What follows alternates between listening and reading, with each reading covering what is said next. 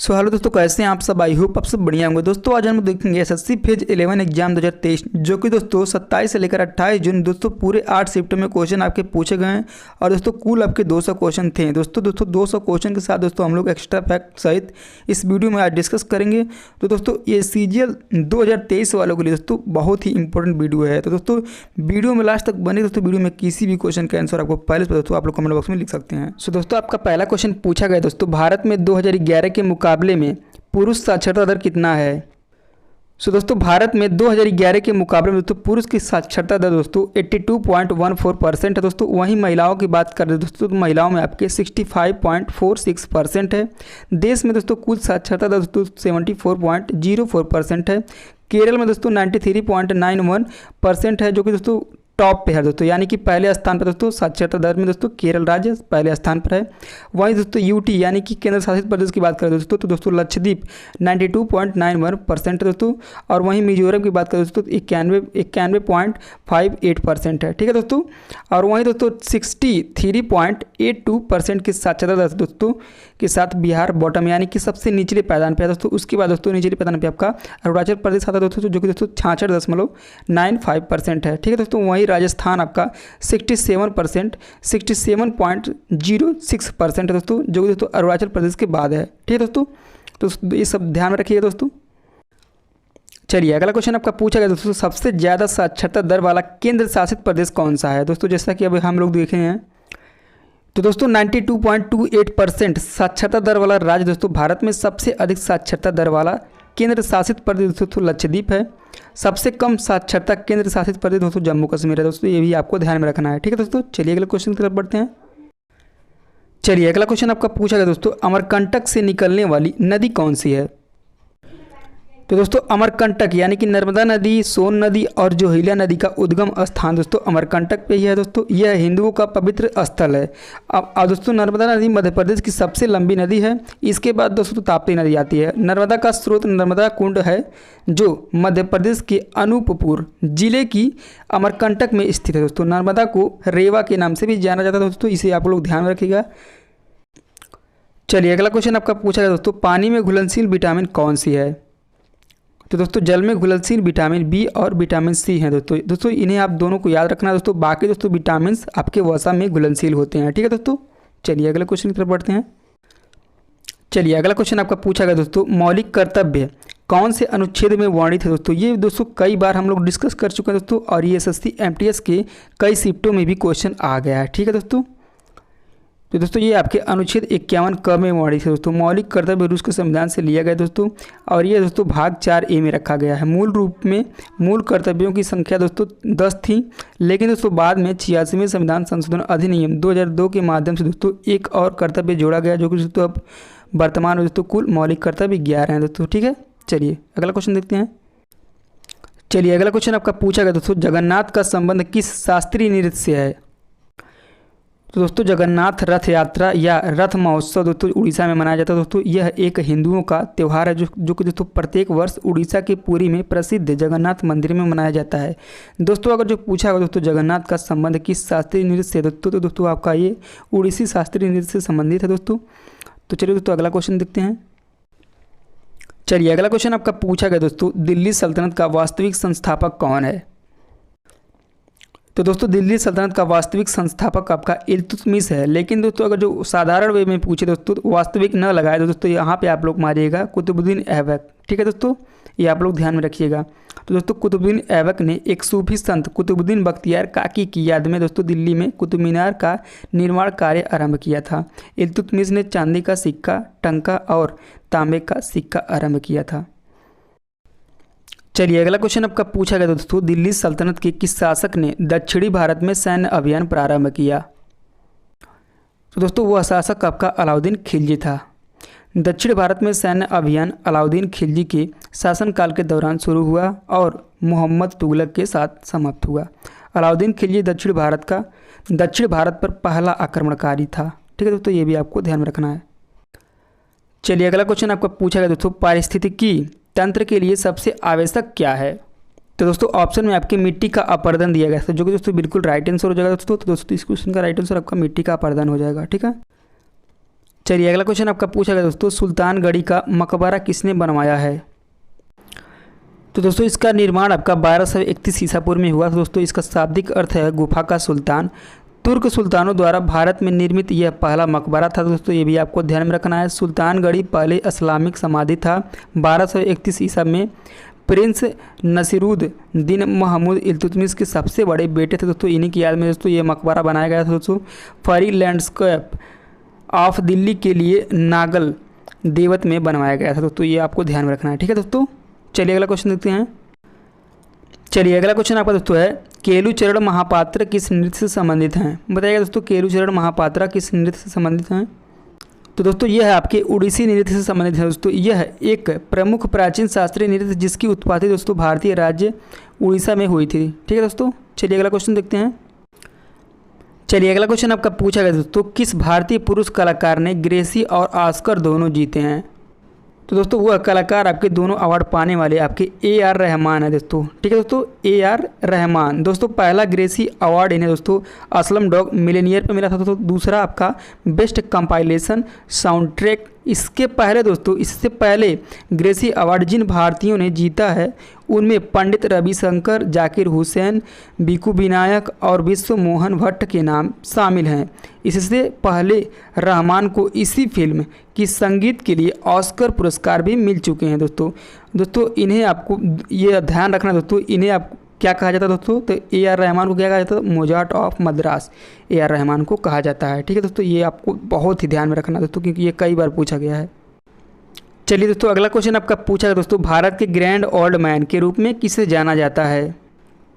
तो दोस्तों grand old man यानी कि दादा भाई नौरोजी को जाना जाता है। दोस्तों दादा भाई नौरोजी 3 बार भारतीय राष्ट्रीय कांग्रेस के अध्यक्ष बने। दोस्तों भारतीय राष्ट्रीय कांग्रेस की स्थापना दोस्तों 1885 में हुई थी दोस्तों। तब बताइएगा दोस्तों उसमें तब प्रथम अध्यक्ष कौन थे दोस्तों? बताइएगा आप लोग कमेंट करके दोस्तों। और दोस्तों 1886 में दोस्तों कलकत्ता अधिवेशन में दोस्तों अध्यक्षता दोस्तों यही कर रहे थे दोस्तों। और उसके बाद 1883 में लाहौर अधिवेशन में दोस्तों अध्यक्षता इन्हीं की थी दोस्तों। और 1906 में दोस्तों फिर से कोलकाता अधिवेशन में दोस्तों यही अध्यक्ष थे, ठीक है दोस्तों। स्वराज पाने के लिए उनकी कड़ी मेहनत के लिए उन्हें भारत की सबसे बुजुर्ग पुरुष के रूप में जाना जाता है दोस्तों, ठीक है। चलिए अगले क्वेश्चन की तरफ बढ़ते हैं। चलिए अगला क्वेश्चन आपका है, कर्नाटक में अक्टूबर नवंबर के समय कौन सा उत्सव मनाया जाता है? तो दोस्तों वो आपका हम्पी डांस फेस्टिवल कर्नाटक में मनाया जाता है दोस्तों। यह एक सांस्कृतिक उत्सव है जिसे विजयनगर की शासनकाल के बाद अक्टूबर नवंबर के महीने में मनाया जाता है, ठीक है दोस्तों। चलिए अगला क्वेश्चन देखते हैं। चलिए अगला क्वेश्चन आपका पूछा गया दोस्तों, रानी गाइदिन्यू न्यूल किस आंदोलन से संबंधित थी? तो दोस्तों इस क्वेश्चन का राइट आंसर आपका हेराका रिलीजियस मूवमेंट हो जाएगा दोस्तों। नागालैंड की रानी लक्ष्मीबाई इन्हें कहा जाता है दोस्तों। ये नागालैंड की लक्ष्मीबाई थी दोस्तों, ठीक है। इनका जन्म दोस्तों 26 जनवरी 1915 को पूर्वोत्तर राज्य मणिपुर में हुआ था।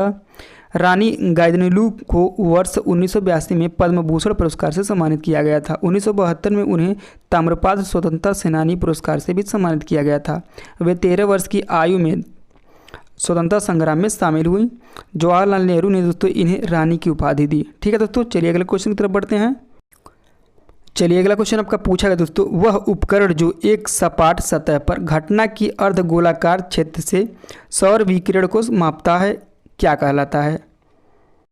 तो दोस्तों ये आपका पायरानोमीटर है, ठीक है दोस्तों। क्या है? पायरानोमीटर।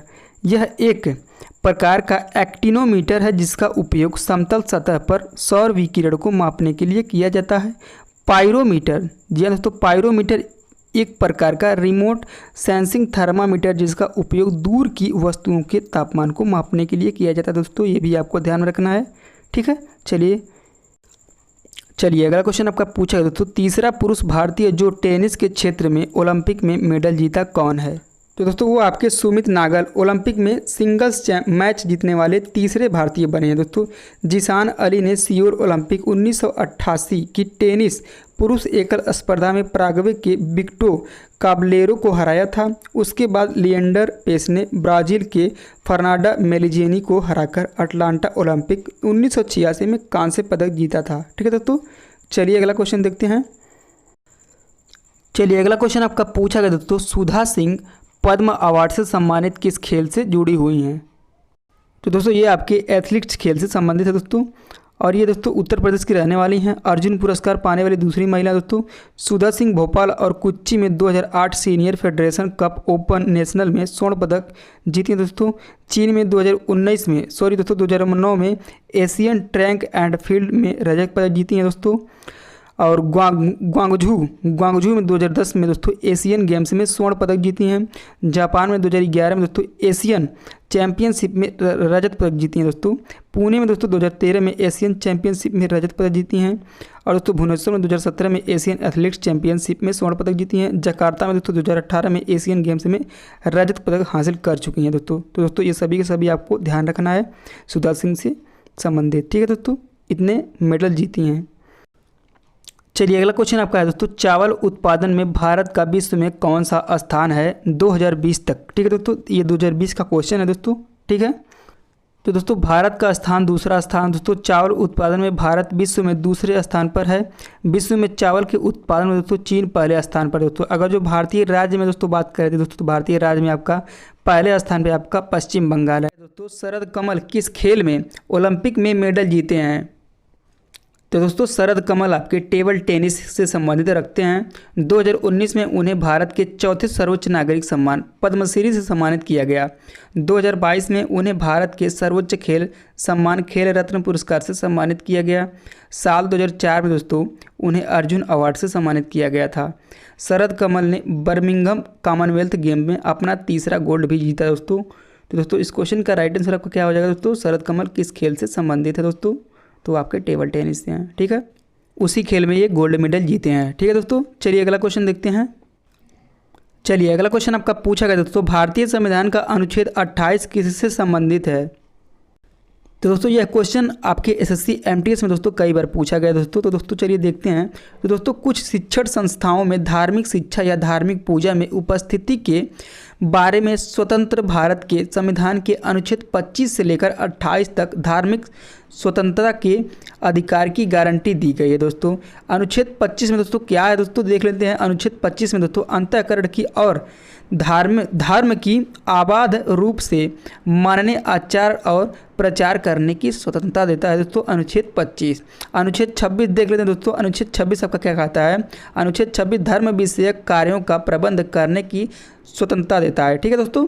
अनुच्छेद 27 आपका क्या है? तो अनुच्छेद 27 आपका किसी विशिष्ट धर्म की अभिवृद्धि के लिए करों के सदाएं के बारे में स्वतंत्रता देता है, ठीक है दोस्तों। अनुच्छेद 28 दोस्तों किससे संबंधित है दोस्तों? तो अनुच्छेद 28 आपका शिक्षा के कुछ संस्थाओं में धार्मिक शिक्षा या धार्मिक पूजा में भाग लेने की स्वतंत्रता देता है, ठीक है दोस्तों। तो ये सभी आपको ध्यान में रखना है अगले एग्जामों के लिए, ठीक है दोस्तों। चलिए अगला क्वेश्चन देखते हैं। चलिए अगला क्वेश्चन आपका पूछा गया दोस्तों, भारत के मुख्य आर्थिक सलाहकार कौन है? तो दोस्तों भारत के मुख्य आर्थिक सलाहकार आपके बी अनंत नागेश्वरन है, ठीक है दोस्तों। भारत सरकार के मुख्य आर्थिक सलाहकार सरकार को आर्थिक मामलों पर सलाह देते हैं और भारत का केंद्रीय बजट पेश होने से पहले संसद में पेश किए जाने वाले भारत के आर्थिक सर्वेक्षण की तैयारी के लिए जिम्मेदार होते हैं दोस्तों ये मुख्य आर्थिक सलाहकार, ठीक है दोस्तों। अब दोस्तों कुछ और देख लेते दोस्तों करंट अफेयर से दोस्तों। तो दोस्तों यूपीएससी यानी कि लोक सेवा संघ के अध्यक्ष कौन बने दोस्तों? वो बने दोस्तों डॉक्टर मनोज सोनी। विश्व बैंक के अध्यक्ष दोस्तों बने हैं अजय बंगा, जो कि दोस्तों यूपी SSSC में दोस्तों ये क्वेश्चन पूछा गया था। नीति आयोग के नए CEO कौन बने दोस्तों? तो बीबी सुब्रमण्यम बने हैं नीति आयोग के नए CEO। संयुक्त राष्ट्रीय सामाजिक विकास आयोग के 62वें सत्र के अध्यक्ष दोस्तों कौन बने हैं? तो दोस्तों ये रुचिरा कंबोज बने हैं, ठीक है दोस्तों। तो इतने सारे आपको ध्यान में रखना है। चलिए अगला क्वेश्चन देखते हैं। चलिए अगला क्वेश्चन आपका दोस्तों, भारत में जीएसटी कब लागू हुआ था? तो दोस्तों भारत में जीएसटी आपका 1 जुलाई 2017 को लागू हुआ था दोस्तों। जीएसटी वस्तु एवं सेवा कर जीएसटी भारत में 1 जुलाई 2017 को तत्कालीन वित्त मंत्री अरुण जेटली द्वारा लागू किया गया था दोस्तों। उस समय आपके वित्त मंत्री अरुण जेटली थे दोस्तों, जो उन्हीं के द्वारा लागू किया गया था दोस्तों। जीएसटी एक अप्रत्यक्ष कर है जिसका उपयोग भारत में वस्तुओं और सेवाओं की आपूर्ति पर किया जाता है दोस्तों। कर संग्रह के लिए वस्तुओं और सेवाओं को 5 अलग अलग टैक्स स्लैब में बांटा गया है दोस्तों। कौन कौन सा वो 5 स्लैब है? तो दोस्तों पहला आपका 0% है, दूसरा आपका 5% है, तीसरा आपका 12% है, चौथा आपका 18% और पाँचवा आपका 28% है। 101वें संवैधानिक संशोधन अधिनियम 2016 ने 1 जुलाई 2017 को भारत में एक राष्ट्रीय वस्तु एवं सेवा कर जीएसटी पेश किया है दोस्तों जीएसटी एक अप्रत्यक्ष कर है दोस्तों। तो दोस्तों ये भी आपको ध्यान में रखना है, ठीक है। चलिए अगला क्वेश्चन देखते हैं। चलिए अगला क्वेश्चन आपका पूछा गया दोस्तों, बुलंद दरवाज़ा किस मस्जिद में स्थित है? तो दोस्तों बुलंद दरवाज़ा आगरा के फतेहपुर सीकरी में स्थित है दोस्तों। इसे 1602 ईस्वी में मुगल सम्राट अकबर ने 1573 में गुजरात पर अपनी जीत के उपलक्ष्य में बनवाया था, ठीक है दोस्तों। यह फतेहपुर सीकरी में जामा मस्जिद का मुख्य प्रवेश द्वार है, ठीक है दोस्तों। कहाँ का? तो फतेहपुर सीकरी जामा मस्जिद का मुख्य प्रवेश द्वार है, ये आपको ध्यान में रखना है। चलिए अगला क्वेश्चन देखते हैं। चलिए अगला क्वेश्चन आपका पूछा है दोस्तों, प्रायद्वीपीय नदी की विशेषता क्या है? क्या पूछा है दोस्तों? प्रायद्वीपीय नदी की विशेषता, ठीक है। चलिए देख लेते हैं कौन कौन सी विशेषता हैं। तो दोस्तों प्रायद्वीपीय नदी की विशेषता देख लेते हैं दोस्तों कौन कौन सी है दोस्तों। तो पहला आपका है विसर्प की अनुपस्थिति होती है, दूसरा आपका है विस्तृत और ऊपरी है दोस्तों, ऊपरी घाटियों का निर्माण होता है, तीसरा आपका है उनकी वहन क्षमता कम होती है। दोस्तों प्रायद्वीपीय नदियाँ दोस्तों कौन कौन सी दोस्तों ये भी देख लेते हैं दोस्तों। तो आपका गोदावरी है, कृष्णा, कावेरी, नर्मदा, ताप्ती, महानदी और दामोदर। दोस्तों अरब सागर में गिरने वाली कौन कौन सी नदी है दोस्तों, तो ये भी देख लीजिए दोस्तों, क्योंकि ये भी क्वेश्चन पूछा गया दोस्तों। तो दोस्तों ये आपका है नर्मदा और ताप्ती, ठीक है दोस्तों। चलिए अगला क्वेश्चन देखते हैं। चलिए अगला क्वेश्चन आपका दोस्तों पूछा है, मरियप्पन थंगवेलु किस खेल से संबंधित हैं? तो दोस्तों उच्च jumper para athletes Mariyappan Thangavelu हैं। रियो डी जेनेरियो में दोस्तों आयोजित 2016 ग्रीष्मकालीन पैरा ओलंपिक खेलों में स्वर्ण पदक जीतने वाली हैं दोस्तों ये मरियप्पन थंगावेलु एक पैरा ओलंपिक ऊंची कूद के खिलाड़ी हैं, ठीक है दोस्तों। चलिए अगला क्वेश्चन देखते हैं। चलिए अगला क्वेश्चन आपका है दोस्तों, ए सूटेबल बॉय पुस्तक के लेखक कौन है? तो दोस्तों इस पुस्तक के लेखक आपके विक्रम सेठ हैं, ठीक है दोस्तों। चलिए अगला क्वेश्चन आपका है दोस्तों, गुप्त वंश का संस्थापक कौन था? तो दोस्तों श्रीगुप्त गुप्त वंश के संस्थापक थे। चंद्रगुप्त प्रथम को व्यापक रूप से गुप्त युग के संस्थापक के रूप में माना जाता है दोस्तों। जैसा कि दोस्तों आप लोगों ने दिल्ली सल्तनत में देखा दोस्तों, ठीक है दोस्तों। दिल्ली सल्तनत में आपको दिख रहा है दोस्तों मुगल वंश के संस्थापक कौन थे दोस्तों? तो दोस्तों वो थे आपके कुतुबुद्दीन ऐबक। लेकिन दोस्तों मुगल वंश के वास्तविक संस्थापक कौन थे दोस्तों? वो आपके इल्तुतमिश थे। तो दोस्तों इसी प्रकार यहाँ पे भी चंद्रगुप्त प्रथम व्यापक रूप से गुप्त युग के संस्थापक हैं, ठीक है दोस्तों। तो दोस्तों जो 320 ईसा पूर्व में उनके राज्य अभिषेक के साथ शुरू होता है, समुद्रगुप्त गुप्त वंश के शासकों की सबसे बड़ी माना जाता है दोस्तों। यानी कि दोस्तों समुद्रगुप्त ऐसा शासक था दोस्तों जो कभी युद्ध में हारता नहीं था दोस्तों, बहुत ही कम चांसेस थे जो हारता था दोस्तों। और दोस्तों इसीलिए समुद्रगुप्त को दोस्तों नेपोलियन भी कहा जाता है, ठीक है दोस्तों। तो चलिए दोस्तों कुछ प्रमुख राजवंश संस्थापक एवं राजधानियाँ देख लेते हैं, क्योंकि दोस्तों ये काफ़ी इंपॉर्टेंट है, ठीक है दोस्तों।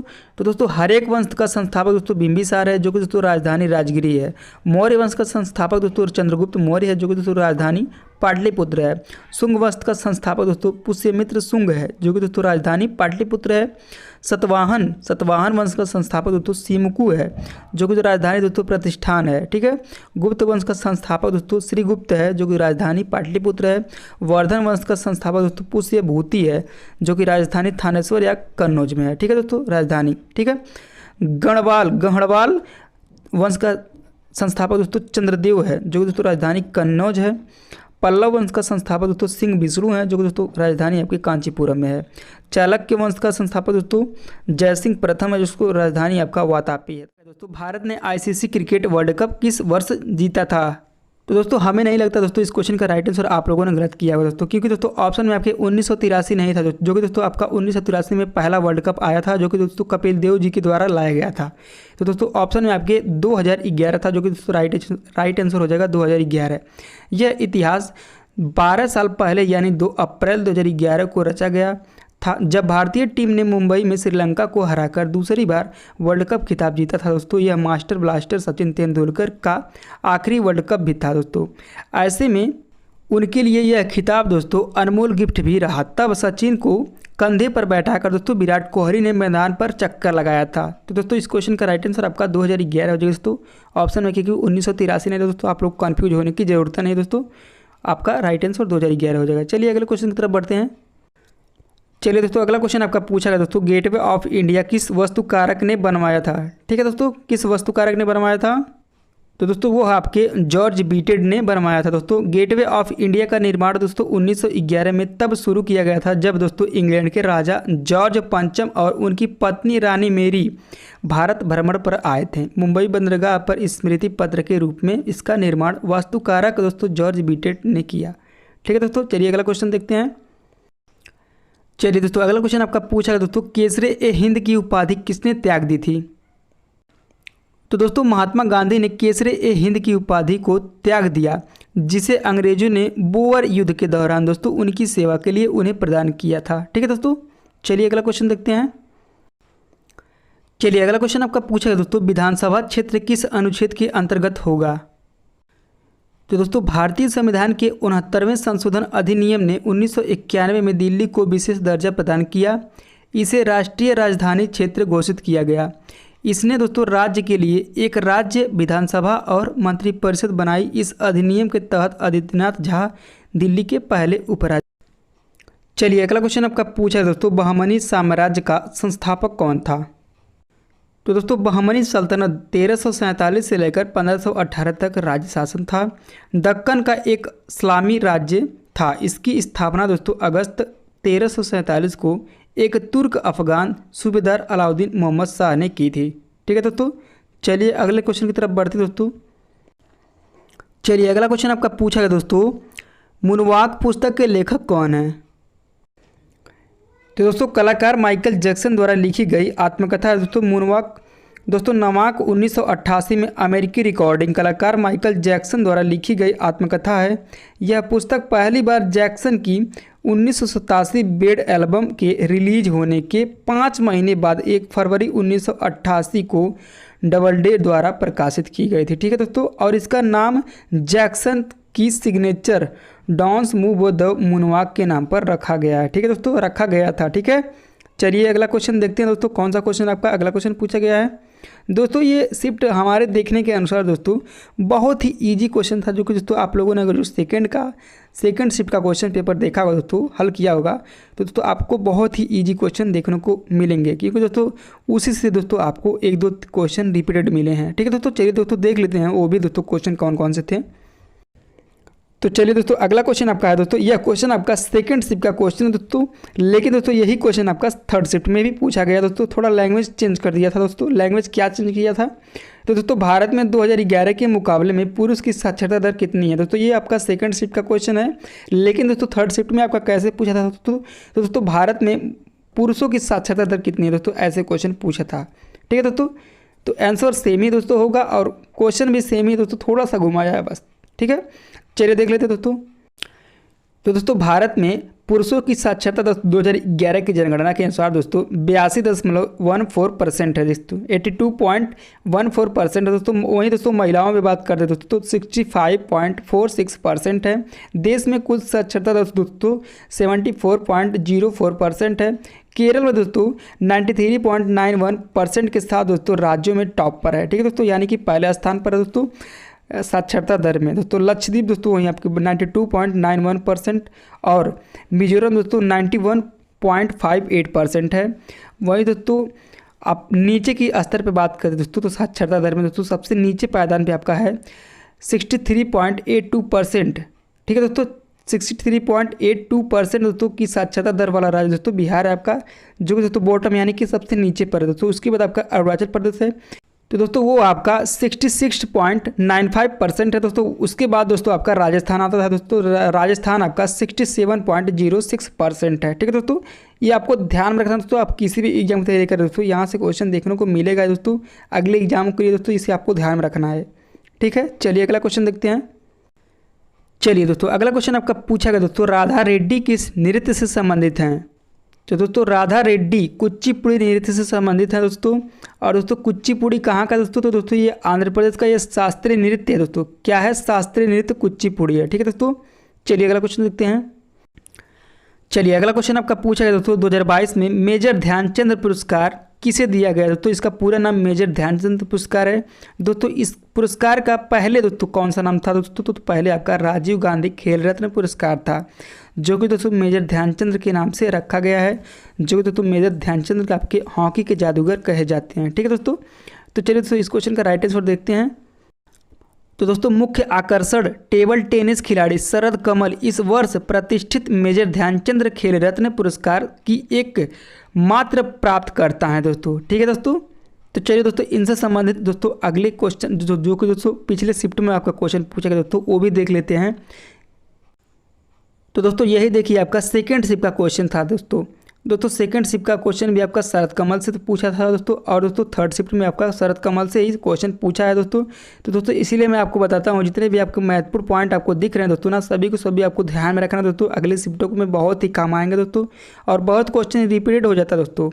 तो चलिए दोस्तों इस क्वेश्चन का राइट आंसर देख लेते दोस्तों। तो दोस्तों ये आपके टेबल टेनिस, जी हाँ दोस्तों, टेबल टेनिस में ओलंपिक में मेडल जीते थे दोस्तों, और 2019 में उन्हें भारत के चौथे सर्वोच्च नागरिक सम्मान पद्मश्री से सम्मानित किया गया। 2022 में उन्हें भारत के सर्वोच्च खेल सम्मान खेल रत्न पुरस्कार से सम्मानित किया गया। 2004 में उन्हें अर्जुन अवार्ड से सम्मानित किया गया था। शरद कमल ने बर्मिंघम कॉमनवेल्थ गेम में अपना तीसरा गोल्ड भी जीता था दोस्तों। ठीक है। चलिए अगला क्वेश्चन देखते हैं।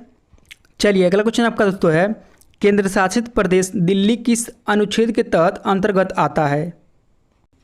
तो दोस्तों संविधान के भाग 8 में अनुच्छेद 239 से 241 केंद्र शासित प्रदेशों से संबंधित है दोस्तों। भारत में केंद्र शासित प्रदेशों को राष्ट्रपति द्वारा उनके द्वारा नियुक्ति प्रशासक के माध्यम से प्रशासित किया जाता है। ठीक है दोस्तों। चलिए अगला क्वेश्चन देखते हैं। चलिए दोस्तों अगला क्वेश्चन आपका पूछा गया दोस्तों, हिंदू कैलेंडर के अनुसार होली कब मनाई जाती है। तो दोस्तों रंगों का त्यौहार होली हर साल फाल्गुन महीने हिंदू कैलेंडर के अनुसार मनाया जाता है दोस्तों, जो आमतौर पर फरवरी के अंत या मार्च की शुरुआत में पड़ता है। ठीक है। सतलज नदी कहाँ से निकलती है। तो दोस्तों इसका उद्गम मानसरोवर के निकट राक्षस ताल से होता है दोस्तों। सतलुज नदी की कुल लंबाई दोस्तों 1450 किलोमीटर है। इस पर दोस्तों कौन कौन से बांध दोस्तों, ये भी आपका काफ़ी इंपॉर्टेंट है दोस्तों। इस पर आपका कोल बांध है, बाखड़ा नागल बांध है, बसपा जल विद्युत परियोजना है, और नाथपा झाकड़ी परियोजना जैसी नदी के ऊपर विभिन्न जल विद्युत ऊर्जा और सिंचाई परियोजना बनी है दोस्तों। पंजाब का नाम दोस्तों इन 5 नदियों पे ही रखा गया है दोस्तों। तो दोस्तों इन नदियों का नाम कौन कौन सा है, तो दोस्तों रावी, चिनाब, झेलम, ब्यास और सतलज से मिलकर पंजाब का नाम बना दोस्तों। तो ये भी आपको ध्यान में रखना है दोस्तों। और दोस्तों सतलज नदी का पुराना नाम आपका सुद्री है। ठीक है दोस्तों, ये भी आपको ध्यान में रखना है। चलिए अगला क्वेश्चन देखते हैं। चलिए दोस्तों अगला क्वेश्चन आपका पूछा गया दोस्तों, भीमसेन जोशी का संबंध किस घराना से है। तो दोस्तों भीमसेन जोशी आपके किराना घराना से संबंधित रखते थे दोस्तों। 1999 में दोस्तों इन्हें पद्म विभूषण मिला, 1972 में पद्मश्री मिला दोस्तों। 2008 में दोस्तों भारत का सर्वोच्च नागरिक सम्मान दोस्तों भारत रत्न से भी सम्मानित किया गया। ठीक है। चलिए अगला क्वेश्चन देखते हैं। चलिए दोस्तों अगला क्वेश्चन आपका पूछा गया दोस्तों, बाला सरस्वती का संबंध किस नृत्य शैली से है। ठीक है दोस्तों।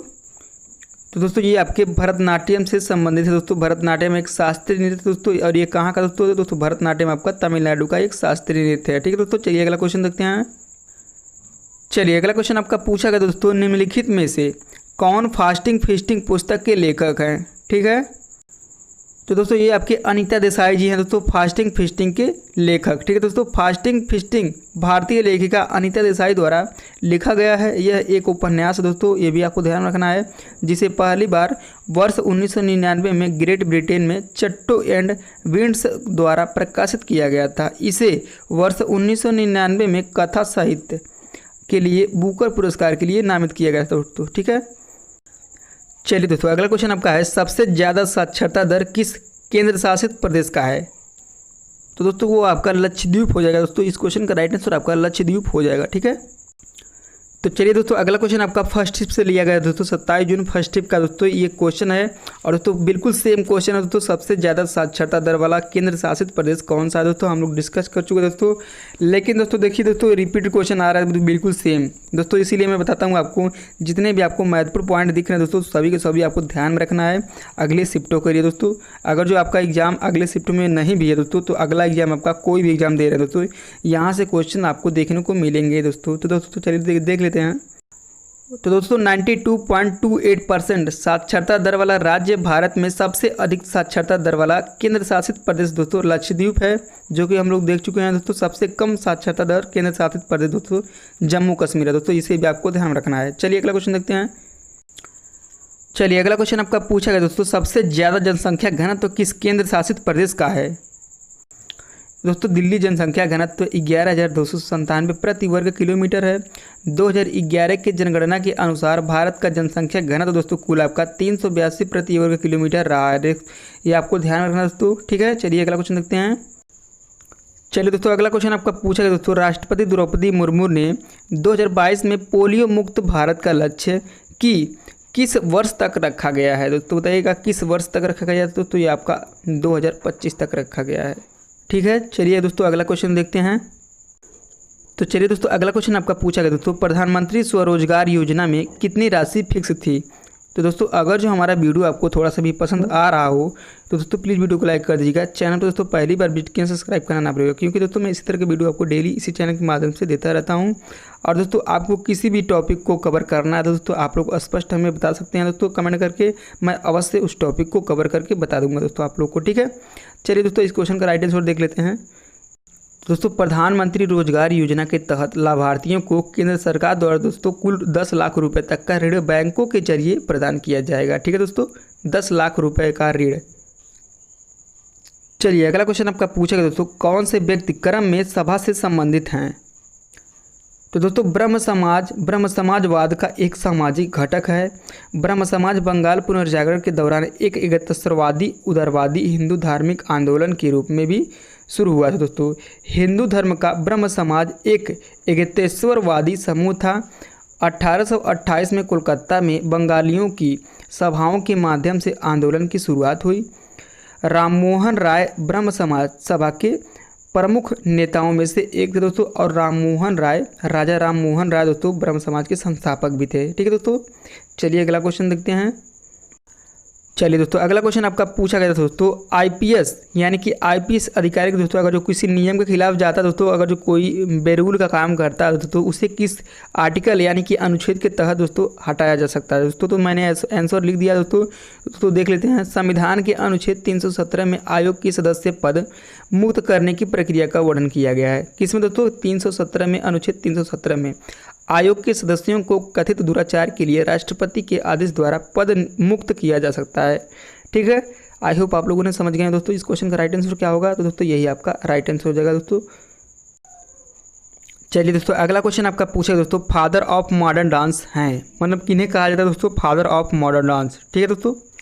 तो दोस्तों ये आपके father of modern dance Uday Shankar को कहा जाता है दोस्तों। किन्हें कहा जाता है, उदय शंकर को, ठीक है दोस्तों। चलिए अगला क्वेश्चन देखते हैं। चलिए अगला क्वेश्चन आपका दोस्तों पूछा गया दोस्तों, T20 में 3000 रन बनाने वाले खिलाड़ी थर्ड यानी कि तीसरे स्थान पर कौन थे दोस्तों। चलिए देख लेते हैं। तो दोस्तों रोहित शर्मा तीसरे स्थान पर 3000 रन बनाने वाले खिलाड़ी थे दोस्तों। वहीं दोस्तों विराट कोहली पहले स्थान पर थे, और दोस्तों दूसरे स्थान पर मार्टिन गप्टिल यानी कि दूसरे स्थान पर मार्टिन गप्टिल थे, जो कि दोस्तों ये न्यूजीलैंड के खिलाड़ी हैं, ठीक है दोस्तों। तो चलिए दोस्तों अगला क्वेश्चन अब आप लोगों के लिए रखा गया दोस्तों। क्वेश्चन यही है आपका, निम्नलिखित में से कौन सी शरीर की सबसे छोटी हड्डी होती है दोस्तों। और ये दोस्तों क्वेश्चन काफ़ी इंपॉर्टेंट है और कई बार पूछा गया दोस्तों। अभी आपका यूपी SSSC वीडियो री एग्जाम का एग्जाम हुआ दोस्तों, उसमें भी ये क्वेश्चन देखने को मिला दोस्तों, ये भी क्वेश्चन पूछा गया था दोस्तों। तो दोस्तों ऑप्शन आपके हैं, ऑप्शन आपका ए है फीमर, ऑप्शन बी है रकाब, ऑप्शन सी है पश्च कपालास्थि, ऑप्शन डी है जबड़े की हड्डी। दोस्तों इस क्वेश्चन का राइट आंसर आप लोगों ने कमेंट बॉक्स में लिखना है दोस्तों। भारत के 50वें मुख्य न्यायाधीश कौन है। तो दोस्तों भारत के 50वें मुख्य न्यायाधीश आपके DY चंद्रचूड़ हैं, ठीक है दोस्तों। राष्ट्रपति द्रौपदी मुर्मू ने 9 नवंबर 2022 को राष्ट्रपति भवन में न्यायाधीश DY चंद्रचूड़ को भारत के नए मुख्य न्यायाधीश के पद की शपथ दिलाई थी दोस्तों, वह न्यायाधीश उदय उमेश ललित का स्थान लिए हैं, लेंगे नहीं दोस्तों, ले लिए हैं दोस्तों, जो 8 नवंबर 2022 को सेवानिवृत्त हुए थे। ठीक है, चलिए दोस्तों अगला क्वेश्चन देखते हैं। चलिए अगला क्वेश्चन आपका पूछा है दोस्तों, कौन सा जलमार्ग आंध्र प्रदेश के अधिकांश भाग से होकर गुजरता है और उत्तरी तमिलनाडु में समाप्त हो जाती है? तो दोस्तों वो है नहर आपका बंकीघम नहर है दोस्तों। बंकीघम नहर 796 किलोमीटर लंबी ताजे पानी की नेविगेशन नहर है, जो आंध्र प्रदेश के पूर्वी गोदावरी जिले के काकीनाडा से लेकर तमिलनाडु की विल्लुपुरम जिले तट दक्षिण भारत के कोरोमंडल तट के समांतर है। यह नहर दोस्तों, यह नहर तट के अधिकांश प्राकृतिक बैकवाटर को चेन्नई बंदरगाह से जोड़ती है। ठीक है दोस्तों, चलिए दोस्तों अब अगला क्वेश्चन देखते हैं। चलिए अगला क्वेश्चन आपका पूछा है दोस्तों, पुष्यमित्र इनमें से किस राजवंश के संस्थापक थे? ठीक है दोस्तों, ऑप्शन भी आपके दिए हुए थे दोस्तों। तो ऑप्शन आपका ए है गुप्त वंश, ऑप्शन बी है शुंग वंश, ऑप्शन सी है मैत्र वंश या फिर ऑप्शन डी मौर्य वंश। यही आपका ऑप्शन दिया गया था दोस्तों। इस क्वेश्चन का राइट आंसर आपका ऑप्शन नंबर बी हो जाएगा दोस्तों, शुंग वंश। तो दोस्तों पुष्यमित्र शुंग राजवंश के संस्थापक थे। पुष्यमित्र शुंग प्राचीन भारत के संग राजवंश के एक राजा थे। वह सिंह साम्राज्य के संस्थापक और प्रथम राजा थे। इससे पहले वे मौर्य साम्राज्य के सेनापति भी थे दोस्तों। ठीक है दोस्तों, इसके पहले वो क्या थे दोस्तों? तो मौर्य साम्राज्य के सेनापति थे। चलिए अगला क्वेश्चन देखते हैं। चलिए अगला क्वेश्चन आपका पूछा है दोस्तों, फॉरवर्ड ब्लॉक की स्थापना किसने की? तो दोस्तों ऑप्शन आपका है सुभाष चंद्र बोस, ऑप्शन बी है रास बिहारी बोस, ऑप्शन सी है जादू गोपाल मुखोपाध्याय, ऑप्शन डी है हेमचंद्र घोष। तो दोस्तों इस क्वेश्चन का राइट आंसर आपका ऑप्शन नंबर ए हो जाएगा दोस्तों, सुभाष चंद्र बोस। चलिए दोस्तों डिटेल्स में देखते हैं। तो दोस्तों ऑल इंडिया फॉरवर्ड ब्लॉक एक वामपंथी राष्ट्रवादी राजनीतिक पार्टी है, जिसकी स्थापना दोस्तों 1939 में सुभाष चंद्र बोस ने पश्चिम बंगाल में की थी। भारतीय राष्ट्रीय कांग्रेस का फॉरवर्ड ब्लॉक 3 मई 1939 को सुभाष चंद्र बोस द्वारा बनाया गया था। ठीक है दोस्तों, चलिए दोस्तों आपका अगला क्वेश्चन दोस्तों है अंडर 19 वर्ल्ड कप 2021 कौन सी टीम कितनी बार जीती? दोस्तों आपको बताना है कौन सी टीम जीती है और दोस्तों कितनी बार जीती है। तो दोस्तों वो टीम आपके भारत की टीम थी दोस्तों। भारतीय ने 5 बार, ठीक है दोस्तों, कुल 5 बार अंडर 19 विश्व कप खिताब पर कब्जा जमाया है दोस्तों। 5 बार वो कब जमाया है दोस्तों, चलिए देख लेते हैं दोस्तों। तो 2000 में, 2008 में, 2012 में, 2018 में और 2022 में दोस्तों जीता है। ठीक है दोस्तों, ऑस्ट्रेलिया ने अब तक कुल 3 बार दोस्तों, और 3 बार कब जीता है दोस्तों? तो 1988 में, 2002 में, 2010 में जीता है और वह दोस्तों दूसरे नंबर पर रहा है। ठीक है दोस्तों, चलिए अगला क्वेश्चन देखते हैं। चलिए अगला क्वेश्चन आपका पूछा गया दोस्तों, लाई हरा ओबो मैतेई समुदाय द्वारा जो दोस्तों त्यौहार मनाया जाता है, वो आपको पूछ रहा है दोस्तों किस राज्य में मनाया जाता है दोस्तों? लाई हराबो जो कि दोस्तों मैतेई समुदाय द्वारा मनाया जाता है। तो दोस्तों यह त्यौहार आपका मणिपुर राज्य में मनाया जाता है दोस्तों। और कौन सा समुदाय द्वारा? मैतेई समुदाय द्वारा। ठीक है, चलिए अगला क्वेश्चन देखते हैं। चलिए अगला क्वेश्चन आपका पूछा दोस्तों, संगीतकार जाकिर हुसैन निम्नलिखित में से किस वाद्ययंत्र से संबंधित हैं? तो दोस्तों इनके बारे में हम लोग कई बार डिस्कस कर चुके हैं दोस्तों। तो दोस्तों आई होप आप लोगों ने इस क्वेश्चन का राइट आंसर आप लोग सही करके आए होंगे। ठीक है दोस्तों, तो दोस्तों ये आपके तबला वादक है दोस्तों। तबला वादक उस्ताद अल्लाह रखा के पुत्र उस्ताद जाकिर हुसैन आज भारत के सबसे प्रसिद्ध शास्त्रीय तबला वादक हैं। उन्हें परक्यूशन के क्षेत्र में और संगीत की दुनिया में बड़े पैमाने पर सराहा जाता है। उन्हें वर्ष 1988 में पद्मश्री और 2002 में पद्म भूषण से सम्मानित किया गया था। और इन्हें दोस्तों पुरस्कारों की सूची में संगीत नाटक अकादमी पुरस्कार भी शामिल है, जो 1990 में मिला था। ठीक है दोस्तों, तो दोस्तों इस क्वेश्चन का राइट आंसर आपका तबला वादक हो जाएगा। ठीक है, चलिए अगला क्वेश्चन देखते हैं। चलिए अगला क्वेश्चन आपका पूछा है दोस्तों, पंथी इनमें से किस राज्य का नृत्य है? तो दोस्तों ऑप्शन में आपके छत्तीसगढ़ था, जो कि दोस्तों छत्तीसगढ़ ही राइट हो जाएगा दोस्तों। तो दोस्तों पंथी छत्तीसगढ़ में महत्वपूर्ण नृत्य में से एक छत्तीसगढ़ का लोक नृत्य है। यह मुख्य रूप से छत्तीसगढ़ की सतनामी समुदाय द्वारा किया जाता है। छत्तीसगढ़ के दोस्तों अन्य महत्वपूर्ण लोक नृत्य देख लेते हैं दोस्तों। तो दोस्तों सेला नृत्य, कर्मा, सुआ, नाचा और गेंडी नृत्य, ये सभी दोस्तों छत्तीसगढ़ के नृत्य हैं। ठीक है दोस्तों, चलिए अगला क्वेश्चन देखते हैं। तो चलिए दोस्तों अगला क्वेश्चन आपका सिनोनियम से पूछा है दोस्तों इंग्लिश से। What is synonym of abandon? दोस्तों अबैंडोन का मतलब आपका छोड़ देना होता है। तो दोस्तों अबेंडोन का सिनोनिम दोस्तों जितना भी होता है दोस्तों हमने लिख दिया दोस्तों। अब आपका आंसर कौन सा दोस्तों आपके ऑप्शन पे डिपेंड करता है दोस्तों। आप लोग देख लीजिए दोस्तों इनमें से कौन सा था दोस्तों। देख लेते हैं। रिलिक्यूस दोस्तों त्यागना होता है। रिजाइन दोस्तों त्यागपत्र देना होता है दोस्तों। सरेंडर दोस्तों समर्पण करना होता है। वेब दोस्तों माफ़ करना होता है। एंड ईल्ड दोस्तों झुक जाना होता है दोस्तों। ईल्ड का मतलब दोस्तों झुक जाना होता है। तो दोस्तों ये थे आपके अबेंडोन के सिनोनिम्स। ठीक है दोस्तों, चलिए अगला क्वेश्चन देखते हैं। चलिए दोस्तों अगला क्वेश्चन आपका पूछा है दोस्तों, ये भी आपका इंग्लिश से है दोस्तों। What is एंटोनियम्स of melody. ठीक है दोस्तों, तो दोस्तों मेलोडी का मतलब आपका राग होता है। ठीक है दोस्तों, तो दोस्तों मेलोडी के एंटोनियम्स कुछ महत्वपूर्ण हमने लिख दिया दोस्तों। अगर जो आपके ऑप्शन में दोस्तों इनमें से था दोस्तों तो आप लोग बताइएगा दोस्तों। तो दोस्तों डिसएग्रीमेंट दोस्तों इसका मतलब आपका असहमति होता है दोस्तों, जो कि दोस्तों ये मेलोडी का एंटोनियम्स है। ठीक है दोस्तों, असमंजस्य, कर्कश, ध्वनि, कलर यानी कि डिसहार्मोनी और कोकोफोनी, डिस्कॉर्ड। दोस्तों डिसहार्मोनी का दोस्तों असमंजस्य होता है दोस्तों। कर्कश का आपका कैकोफोनी होता है। डिस्कॉर्ड का आपका ध्वनिक कलर होता है दोस्तों। इन सभी का मतलब है। तो दोस्तों चलिए अगले क्वेश्चन की तरफ बढ़ते हैं। तो चलिए दोस्तों अगला क्वेश्चन आपका पूछा है दोस्तों, ये भी आपका इंग्लिश से है दोस्तों। What is synonyms of desert. दोस्तों डेजर्ट मीन्स होता है आपका रेगिस्तान। दोस्तों इसका डेजर्ट यानी रेगिस्तान का सिनोनिम्स पूछा है। ठीक है दोस्तों, चलिए देख लेते हैं। तो दोस्तों बैरन यानी कि अनुपजाऊ दोस्तों, जहाँ पे कोई भी फसल नहीं हो सकती दोस्तों उसी को बैरन यानी कि अनुपजाऊ कहते हैं दोस्तों। तो दोस्तों आप लोग समझ सकते हैं रेगिस्तान में भी कोई भी फसल नहीं हो सकती दोस्तों। तो दोस्तों वो भी आपका अनुपजाऊ है यानी कि समान है दोस्तों। तो दोस्तों सिनोनिम्स का मतलब आपका समानार्थी होता है दोस्तों। आप लोगों ने 10-12 के क्लास हिंदी में पढ़ा होगा दोस्तों सिनोनिम्स, यानी कि दोस्तों यही आपका वहाँ पे समानार्थी है दोस्तों, यहाँ पे आपका इंग्लिश में सिनोनिम्स कहते हैं। ठीक है दोस्तों, तो चलिए देखते हैं दोस्तों। तो दोस्तों बैरन्स का आपका बंजर होता है, यानी कि बैरन्स का मतलब आपका बंजर होता है। डेजर्ट का मतलब आपका रेगिस्तान होता है। वेस्ट का मतलब दोस्तों बर्बाद करना होता है। और दोस्तों वेस्टलैंड का मतलब आपका बंजर भूमि होता है। ठीक है दोस्तों, चलिए अगला क्वेश्चन देखते हैं। चलिए दोस्तों अगला क्वेश्चन दोस्तों है, अगला क्वेश्चन का राइट आंसर दोस्तों आप लोग को कमेंट बॉक्स में लिखना है दोस्तों, अगर जो आप लोग को पता है तब। दोस्तों क्वेश्चन यही है, गांधी जी ने किस घटना के कारण असहयोग आंदोलन का आह्वान किया था। तो दोस्तों 2021 का 127वां संशोधन किस मंत्रालय द्वारा प्रस्तुत किया गया। तो दोस्तों भारत सरकार की सामाजिक एवं अधिकारिता मंत्री डॉक्टर वीरेंद्र कुमार 9 अगस्त 2021 को 127वां संविधान संशोधन 2021 संविधान संशोधन विधेयक 2021 लोकसभा में पेश किया गया। ठीक है दोस्तों, विधेयक राज्य और केंद्र शासित प्रदेशों को अनुमति देने के लिए संविधान में संशोधन करता है। सामाजिक और शैक्षणिक रूप से पिछड़े वर्गों की अपनी सूची तैयार करना है। ठीक है दोस्तों, चलिए दोस्तों अगला क्वेश्चन देखते हैं। चलिए अगला क्वेश्चन आपका पूछा गया दोस्तों, पुराना किला किन 2 शासकों ने बनवाया था।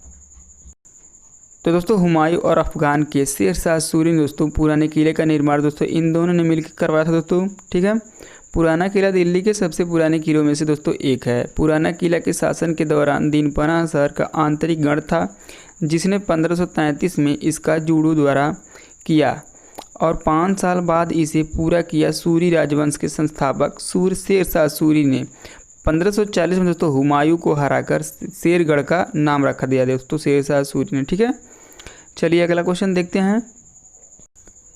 चलिए अगला क्वेश्चन आपका पूछा गया दोस्तों, 42वें संशोधन अधिनियम द्वारा कितने डीपीएसपी राज्य नीति के निर्देश सिद्धांत जोड़े गए या संशोधित किए गए। तो दोस्तों 42वें संविधान संशोधन अधिनियम के तहत संविधान की प्रस्तावना में 3 नए शब्द जोड़े गए थे। पहला शब्द आपका समाजवादी था, दूसरा आपका धर्म निरपेक्ष था, तीसरा आपका अखंडता था। ठीक है दोस्तों, चलिए अगला क्वेश्चन देखते हैं। ये दोस्तों 42वें संविधान संशोधन अधिनियम के तहत जोड़ा गया था। ठीक है, ये भी ध्यान रखिएगा आप लोग। चलिए दोस्तों अगला क्वेश्चन आपका पूछा गया दोस्तों, मुस्लिम त्यौहार 12 वफ़ात को क्या कहा जाता है। दोस्तों मुस्लिम त्यौहार 12 वफ़ात को क्या कहा जाता है दोस्तों। तो दोस्तों उसे मिलाद उन नबी के नाम से भी जाना जाता है। यह दिन दोस्तों इस्लाम मजहब का एक महत्वपूर्ण दिन है, क्योंकि इसी दिन इस्लाम धर्म के संस्थापक मोहम्मद साहब का जन्म हुआ था और इसके साथ ही इसी तारीख को उनका देहांत भी हुआ था दोस्तों इसीलिए मुस्लिम द्वारा त्यौहार 12 वफ़ात मनाया गया था। कौन सा त्यौहार दोस्तों, 12 वफ़ात। ठीक है, चलिए अगला क्वेश्चन देखते हैं दोस्तों। अगला क्वेश्चन देखने से पहले मैं आप लोग को सूचित कर देना चाहता हूं दोस्तों, आपका SSC MTS का आपका 30 जून का नोटिफिकेशन आउट होने वाला दोस्तों, तो आप लोग तैयार रहिए दोस्तों और आप लोग जल्दी से फॉर्म फिलअप कर दीजिएगा, और जो कोई भी आप में से फॉर्म फिलअप करना चाहता है। ठीक है दोस्तों, चलिए अगला क्वेश्चन देखते हैं। चलिए दोस्तों, अगला क्वेश्चन आपका है, गुजरात में नवरात्रि के दौरान कौन सा त्यौहार मनाया जाता है? तो दोस्तों गरबा एक गुजरात का महत्वपूर्ण त्यौहार है जो कि दोस्तों नवरात्रि के दौरान मनाया जाता है। दोस्तों यह नवरात्रों यानी 9 रातों और इस दिनों का पर्व है। पूरे 9 दिनों तक देवी दुर्गा की पूजा की जाती है और 10वें दिन पूजा अनुष्ठान के बाद दोस्तों उन्हें पवित्र जल में विसर्जित कर दिया जाता है। ठीक है दोस्तों, चलिए दोस्तों अगला क्वेश्चन देखते हैं। चलिए अगला क्वेश्चन आपका पूछा गया दोस्तों, भजन सुपारी एक प्रसिद्ध संगीतकार किस संगीत वाद्य से जुड़े हुए हैं?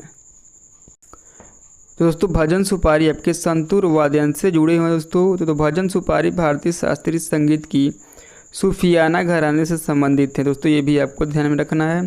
भजन सुपारी को 1992 में संगीत नाटक अकादमी पुरस्कार और 2004 में पद्मश्री और 2009 में बाबा अलाउद्दीन खान पुरस्कार से भी सम्मानित किया गया है। ठीक है दोस्तों, ये भी आपको ध्यान में रखना है।